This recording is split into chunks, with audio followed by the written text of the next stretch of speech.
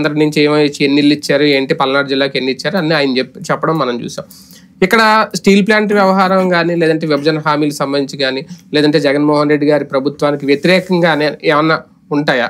ఉపన్యాసం విన్నాకనే తెలుస్తుంది. ఎందుకంటే ఆయన యాంగిల్ మ్యాక్సిమం మొన్న అర్థమైంది ఏంటంటే వైసీపీ ప్రభుత్వం మీద ఎక్కువగా అటాక్ చేయలేదు, అదే తను కాంగ్రెస్ ని ఎక్కువ అటాక్ చేశాడు, తనేం చేశాడో చెప్పుకున్నాడు రాష్ట్రానికి. అవును, అదే హైయెస్ట్. రాష్ట్రానికి తనేం చేశారు, దేశానికి తనేం చేశారు అనేది చెప్పుకుంటూ మధ్యలో టచ్ చేసి వదిలేరు. అది కూడా జగన్ పేరు కూడా ఎత్తకుండా లేదు. దాన్ని సీఎం రమేష్ తెలుగులో ట్రాన్స్లేట్ చేశారు కదా, జగన్ పేరు ఎత్తడం కూడా ఇష్టం లేదు ఆయనకి, అంత కసిగా ఉందని. అట్లా చూసుకుని సంతృప్తి పడినటువంటి పరిస్థితి.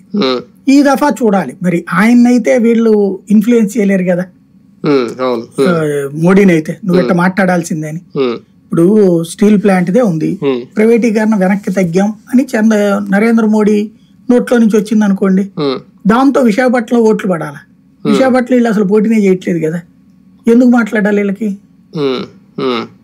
విశాఖపట్నంలో స్టీల్ ప్లాంట్ గురించి నరసాపురంలోనూ లేకపోతే అనకాపల్లిలో ఓటేస్తారా?